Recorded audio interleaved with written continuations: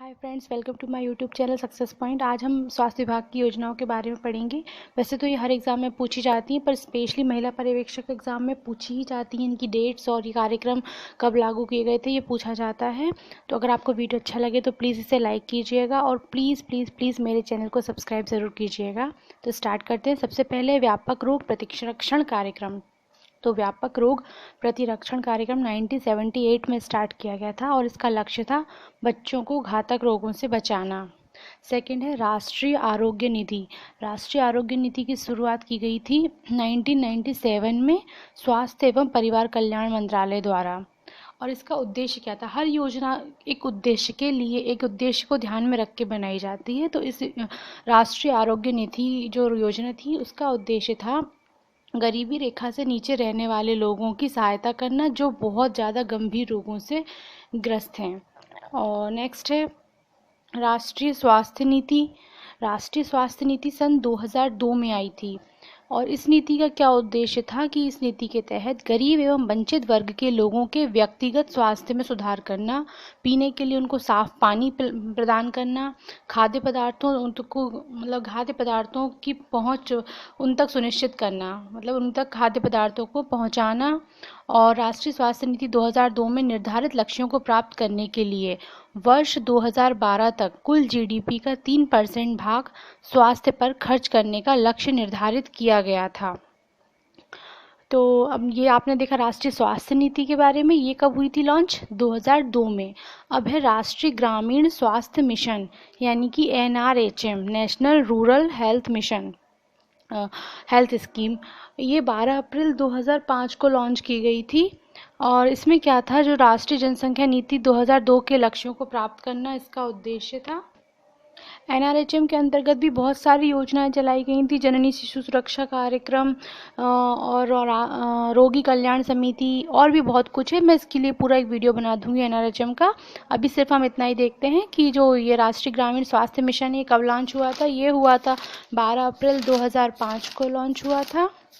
और इसमें क्या था उद्देश्य कि राष्ट्रीय जनसंख्या नीति 2002 के लक्ष्यों को प्राप्त करना था इनका उद्देश्य। और राष्ट्रीय स्वास्थ्य नीति 2002 के लक्ष्यों को देखते हुए जो प्रति 1000 जीवित जन्मों पे जो बच्चों की मृत्यु दर है उसको कम करके 30 तक लेके आना, और मातृ मृत्यु दर को प्रति 1000 से कम करके 100 पर लेके आना इनका लक्ष्य था।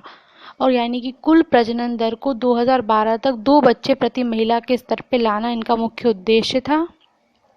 और उन्होंने आशा कार्यकर्ता को भी रखा था। इसके अंतर्गत आशा कार्यकर्ता रखी जाती थी आंगनवाड़ी में।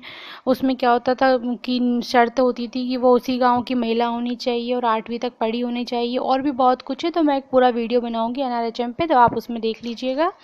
अब है नेक्स्ट है प्रधानमंत्री स्वास्थ्य सुरक्षा योजना। प्रधानमंत्री स्वास्थ्य सुरक्षा योजना मार्च 2006 में चलाई गई थी और इस योजना का जो उद्देश्य था वह था स्वास्थ्य सुविधा में क्षेत्रीय असंतुलन को दूर करना, उच्च स्तरीय मेडिकल एजुकेशन उपलब्ध कराना। इस योजना के 2 मुख्य घटक थे। आपने एम्स का नाम सुना ही होगा, अखिल भारतीय आयुर्विज्ञान संस्थान एम्स, जो पहले अभी दिल्ली में सबसे पहले दिल्ली में बना था। उसकी तर्ज पे अन्य 6 राज्यों में 6 संस्थान स्थापित करना। एक है पटना, भोपाल, भुवनेश्वर, जोधपुर, रायपुर, ऋषिकेश। उनमें से भोपाल में निर्मित हो चुका है ये संस्थान। और सेकंड था उनका 10 राज्यों में स्थित 13 सरकारी मेडिकल कॉलेजों का उन्नयन करना। तो ये किसके अंतर्गत था? प्रधानमंत्री स्वास्थ्य सुरक्षा योजना, जो कि मार्च 2006 में चलाई गई। फिर है राष्ट्रीय स्वास्थ्य बीमा योजना। राष्ट्रीय स्वास्थ्य बीमा योजना 1 अप्रैल 2008 से स्टार्ट की गई थी। ये एग्ज़ाम में पूछा भी गया था कि राष्ट्रीय स्वास्थ्य बीमा योजना कब लागू की गई थी। तो ऑप्शन में 2007, 2008, 2006 ऐसे करके दिया था। तो आंसर है 1 अप्रैल 2008 को स्टार्ट की गई थी। और इसका जो लक्ष्य था वो था कि जो श्रम एवं रोजगार मंत्रालय द्वारा, भारत सरकार के द्वारा, गरीबी रेखा से नीचे रहने वाले जो परिवार होते हैं जिनका BPL कार्ड बना होता है, उन लोगों के लिए, जिनमें प्रत्येक परिवार में 5 सदस्य हों, ये सीमा है इसकी, उन लोगों के लिए स्वास्थ्य बीमा सुरक्षा उपलब्ध कराना। इस योजना के अंतर्गत बीमाधारी को एक स्मार्ट कार्ड जारी किया जाता है और प्रति परिवार को प्रति वर्ष 30,000 तक की चिकित्सा प्रदान की जाती है। ये इसका लक्ष्य था कि हर परिवार में, एक प्रति परिवार जहाँ पे 5 सदस्य हों एक परिवार में, उन परिवारों के लिए उनके पास बीमाधारी एक स्मार्ट कार्ड हो और उनके पास बीपीएल कार्ड होना चाहिए। उन लोगों के लिए 30,000 रुपये तक की सालाना चिकित्सा सहायता प्रदान करना, ये इसका लक्ष्य था। इसमें केंद्र सरकार का योगदान 75 था और राज्य सरकार का योगदान 25 था, यानी केंद्र अनुपात राज्य का जो रेशो है 75:25 था। अब नेक्स्ट है राष्ट्रीय शहरी स्वास्थ्य mission, national urban health scheme. ये जो है ये जो NRHM है, इसको ही आगे चल के NUHM बना दिया गया था, उसमें मतलब मिला दिया गया था। ये ग्रामीण क्षेत्र के लिए था, ये शहरी क्षेत्र के लिए था।